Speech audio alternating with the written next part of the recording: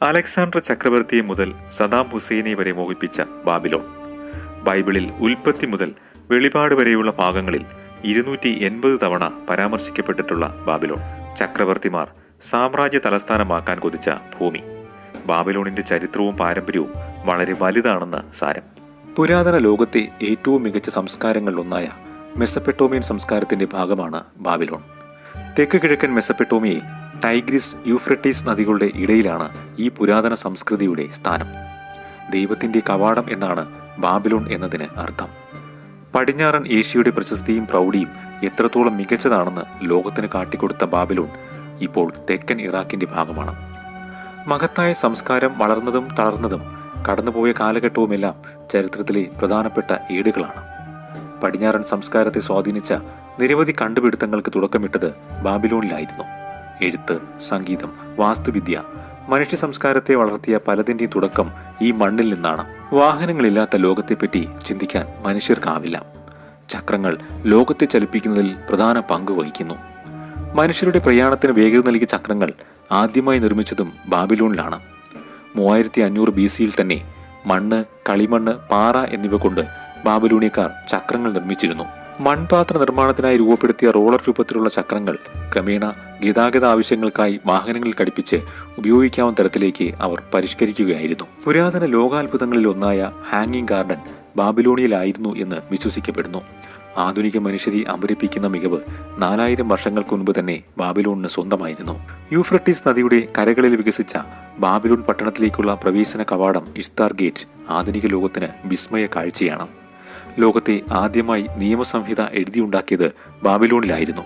Code of ഹമ്മറുബി എന്ന പേരിൽ ലോകത്തെ ആദ്യത്തേതും ഏതാണ്ട് പൂർണ്ണമായതുമായ ലോ കോഡ് തയ്യാറാക്കിയത് ബാബിലോണിന്റെ ചക്രവർത്തി ഹമ്മറുബി ആയിരുന്നു. ചക്രം, രഥം, പായ്ക്കപ്പൽ തുടങ്ങി കണ്ടുപിടുത്തങ്ങളുടെ നീണ്ട നിര തന്നെ ബാബിലോണിയയ്ക്ക് അവകാശപ്പെട്ടതാണ്.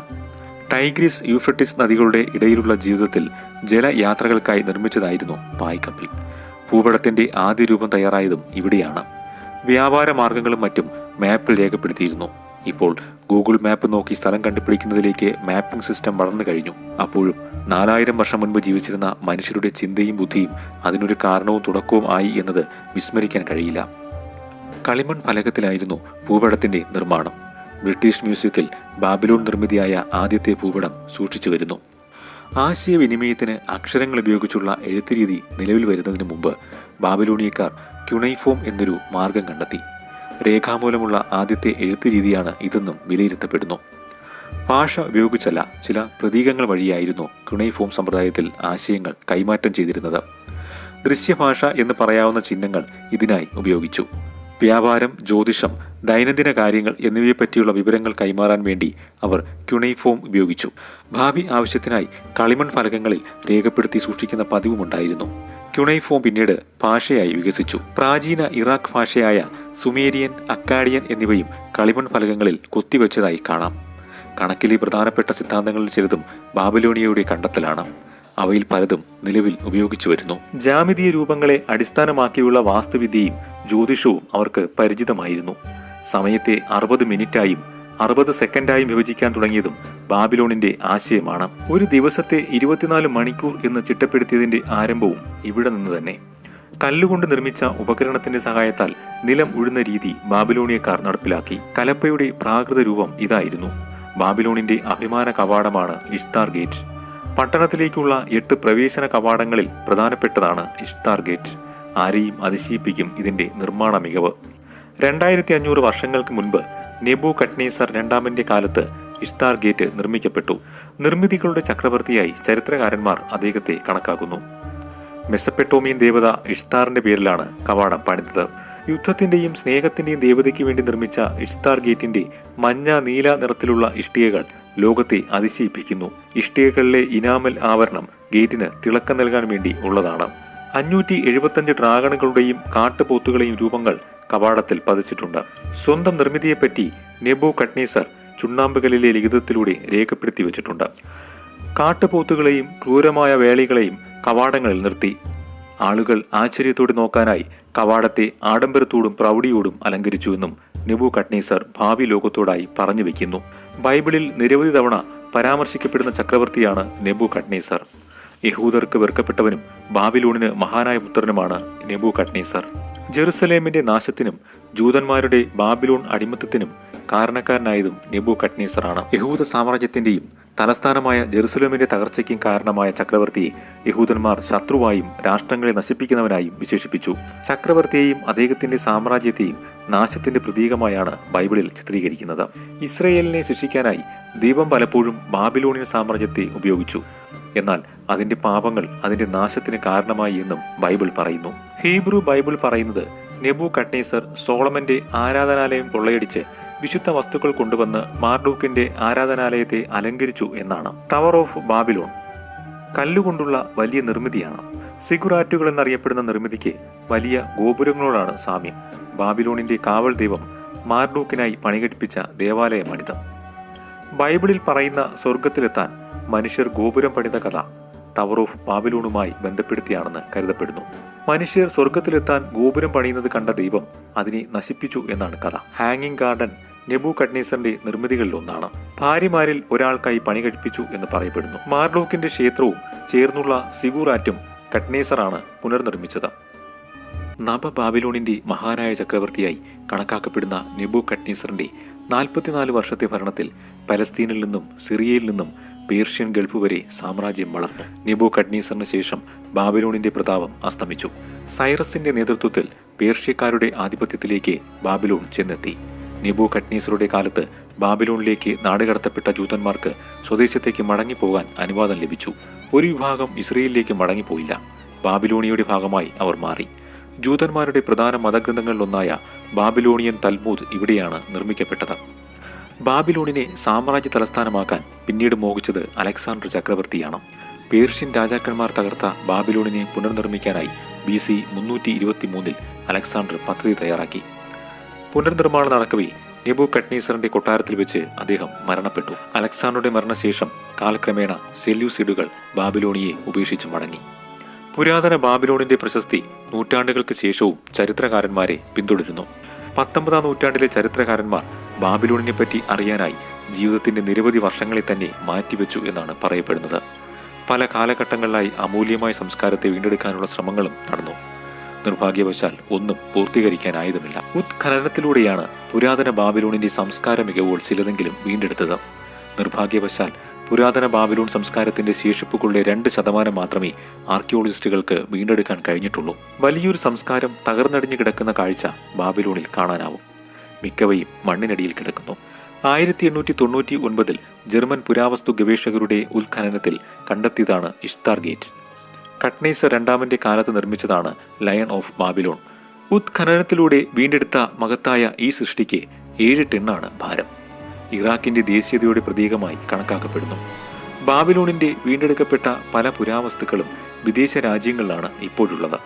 ജർമ്മനിയിലെ മ്യൂസിയത്തിൽ പ്രദർശനത്തിന് വെച്ചിരിക്കുന്ന പ്രൗഢഗംഭീരമായ ഇഷ്താർ ഗേറ്റ് ധാരാളം ആളുകളെ ആകർഷിക്കുന്നു. ഭാഗികമായി പുതുക്കിപ്പണിത ഇഷ്താർ ഗേറ്റാണ് പെർഗ്മൻ മ്യൂസിയത്തിലുള്ളത്. നൂറ്റാണ്ടുകളായി മരുഭൂമിക്കടിയിൽ കിടന്ന സംസ്കാരത്തെ അനാവരണം ചെയ്തത് ജർമ്മൻ ആർക്കിയോളജിസ്റ്റ് റോബർട്ട് കോൾഡിവയുടെ നേതൃത്വത്തിലായിരുന്നു. 1899 മുതൽ 1917 വരെ പ്രവൃത്തികൾ തുടർന്നു. പുരാതന ബാബിലോൺ സംസ്കാരത്തിന്റെ അവശിഷ്ടങ്ങൾ കണ്ടെത്താൻ ജർമ്മൻ ആർക്കിയോളജിസ്റ്റുകൾ ആരംഭിച്ച ഉത്ഖനനം 1914 1-ാം ലോകമഹായുദ്ധത്തെ തുടർന്ന് നിർത്തിവെക്കേണ്ടി വന്നു. യുദ്ധാനന്തരം ജർമ്മനിക്ക് സ്വാധീനമുണ്ടായിരുന്ന ഒട്ടോമിയൻ ഭരണകൂടം ഇറാഖിൽ അധികാരത്തിൽ നിന്ന് പുറത്തായി. തുടർന്ന് ജർമ്മൻകാർ ബ്രിട്ടീഷ് സേനയുമായി ചർച്ച നടത്തി അവർ കണ്ടെത്തിയ പുരാവസ്തുക്കൾ ജർമ്മനിയിലേക്ക് കൊണ്ടുപോയി. ബാബിലോണിന്റെ ഹീറോ നെബൂഖദ്നേസറുടെ ആരാധകനായിരുന്നു ഇറാഖ് പ്രസിഡന്റായിരുന്ന സദാം ഹുസൈൻ. 1979 ഇറാഖിന്റെ 5ാമത്തെ പ്രസിഡന്റായി അധികാരമേറ്റ സദാം മഹാന്മാരായ ബാബിലോണിയൻ വീരന്മാരുടെ പിൻഗാമിയാണ് താനെന്നും വിശ്വസിച്ചു. 1983 പുരാതന ബാബിലോണിന്റെ പുനർനിർമ്മാണം ലക്ഷ്യമാക്കുന്ന ആർക്കിയോളജിക്കൽ റീസ്റ്റോറേഷൻ ഓഫ് ബാബിലോൺ പ്രോജക്ടിന് ഇറാഖ് സർക്കാർ ആരംഭമിട്ടു. ഖദ്നേസറോട് തോന്നിയ അഗാധമായ ആരാധന ചക്രവർത്തിയുടെ പുത്രനാണ് താനെന്ന് പറയുന്ന തലത്തിലേക്കും സദാമിനെ എത്തിച്ചു. നെബൂഖദ്നേസറെയും ബാബിലോണിന്റെ പാരമ്പര്യത്തെയും സദാം ആരാധിക്കാൻ നിരവധി കാരണങ്ങളുണ്ട്. ജെറുസലേമിലെ യഹൂദ സാമ്രാജ്യം തകർത്ത് ജൂതന്മാരെ പിടികൂടി നാടുകടത്തിയ വീരയോദ്ധാവെന്ന പരിവേഷവും അതിലൊന്നാണ്. ഇറാഖിന്റെ ദേശീയതയുടെയും അഭിമാനത്തിന്റെയും പ്രതീകമായി നെബൂഖദ്നേസറെ സദാം ഉയർത്തിക്കാട്ടുന്നതിന് പിന്നിൽ രാഷ്ട്രീയപരമായ കാരണങ്ങളുമുണ്ട്. പുനർനിർമ്മിച്ച ബാബിലോണിനെ നോക്കിക്കാണാൻ കഴിയുന്ന തരത്തിൽ കുന്നിനു മുകളിലായാണ് സദാമിൻ്റെ വേനൽക്കാല കൊട്ടാരത്തിൻ്റെ സ്ഥാനം. കൊട്ടാരം നിൽക്കുന്ന കുന്ന് കൃത്രിമമായി സൃഷ്ടിച്ചതാണ്. ഒരു കുർദിഷ് ഗ്രാമം തന്നെ കൊട്ടാര നിർമ്മാണത്തിനായി ഒഴിപ്പിച്ചത് വലിയ വിമർശനങ്ങൾക്കും കാരണമായി. നെബൂഖദ്നേസർ ചക്രവർത്തിയുടെ കൊട്ടാരത്തിന്റെ അതേ മാതൃകയിലാണ് സദാം ഹുസൈൻ വേനൽക്കാല കൊട്ടാരം പണി കഴിപ്പിച്ചിരിക്കുന്നത്. 150 മുറികളും 5 സദസ്സുകളും 30 മീറ്റർ പ്രവേശന കവാടവും അടങ്ങുന്നതാണ് ഈ നിർമ്മിതി. നെബൂഖദ്നേസറെ അനുകരിക്കുന്ന രീതികളായിരുന്നു സദാമിൻ്റേത്. ചക്രവർത്തി നടത്തിയ നിർമ്മിതികളിലെല്ലാം അദ്ദേഹത്തിന്റെ പേരിന്റെ ആദ്യാക്ഷരങ്ങൾ കൊത്തിവെക്കുന്ന പതിവുണ്ടായിരുന്നു. സദാമിന്റെ കൊട്ടാരത്തിലെ നിർമ്മിതികളിൽ അദ്ദേഹത്തിന്റെ പേരിന്റെ ആദ്യാക്ഷരങ്ങൾ ആലേഖനം ചെയ്തിട്ടുണ്ട്. സ്വീകരണ മുറിയുടെ സീലിംഗിൽ പുരാതന ബാബിലോണുമായി ബന്ധപ്പെട്ട പെയിന്റിങ്ങുകൾ കാണാനാവും. ബാബിലോണിന്റെ പുനർനിർമ്മാണ സമയത്താണ് ഇറാൻ ഇറാഖ് യുദ്ധം നടന്നത്. യുദ്ധ സാഹചര്യത്തിൽ തൊഴിലാളി ക്ഷാമം അനുഭവപ്പെട്ടതോടെ ആയിരക്കണക്കിന് സുഡാനി തൊഴിലാളികളെ കൊട്ടാര നിർമ്മാണത്തിനായി പ്രസിഡന്റ് കൊണ്ടുവരികയായിരുന്നു. സദാമിന്റെ ബാബിലോൺ പുനർനിർമ്മാണം പക്ഷേ പാതി വഴിയിൽ നിലച്ചു. 2003 അമേരിക്കൻ അധിനിവേശം ബാബിലോണിന്റെ മണ്ണിനെ വീണ്ടും നാശത്തിലേക്ക് എറിഞ്ഞു. അമേരിക്കൻ പോളിഷ് പട്ടാളക്കാരുടെ ബോട്ടിന് കീഴിൽ മഹത്തായ സംസ്കാരം ചവിട്ടിമെതിക്കപ്പെട്ടു. ആർക്കിയോളജിക്കൽ സൈറ്റ് പട്ടാളക്കാർ സൈനിക താവളമാക്കി. ഹെലികോപ്റ്റർ പാടുള്ള സൈനിക താവളത്തിനായി 400 ഏക്കർ സ്ഥലം ചരൽ കൊണ്ട് മൂടി.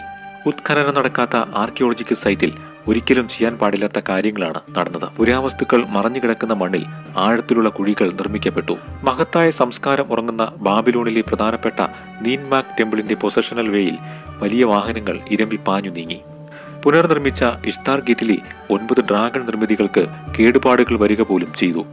ഉത്ഖനനം ഇതോടെ ബുദ്ധിമുട്ടുള്ള കാര്യമായി. ബ്രിട്ടീഷ് മ്യൂസിയം പ്രസിദ്ധീകരിച്ച റിപ്പോർട്ടിൽ ഇതെല്ലാം വ്യക്തമാക്കിയിരുന്നു.